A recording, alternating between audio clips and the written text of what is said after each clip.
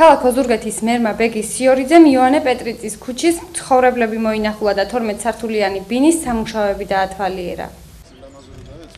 ქალაქის მერი ეკლესიის მიმდებარე ტერიტორიაზე 12 სართულიანი ბინის მცხოვრებლებს შეხვდა და კორპუსში ჩატარებულ სამუშაოებზე მათი აზრი მოისმინა.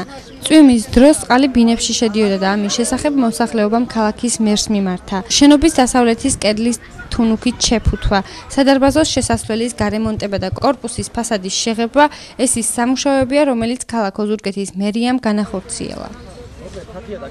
ძალიან დიდი პრობლემა ჰქონდა. ყველა გაწვიმებაზე სულ ჩამოდიოდა როგორც გარეთ შეწვიმდა შიგნითაც მთელ კედელზე.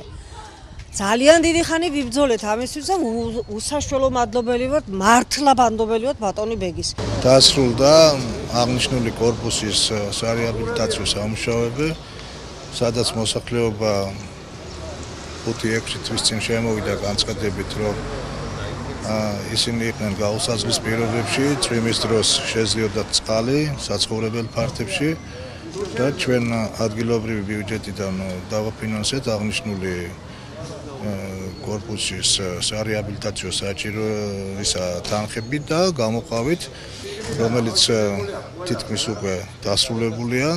მოსახლეობა არის კმაყოფილი და ძალიან მახარებს, რომ ეს ადამიანები გამოთქვამენ კმაყოფილებას.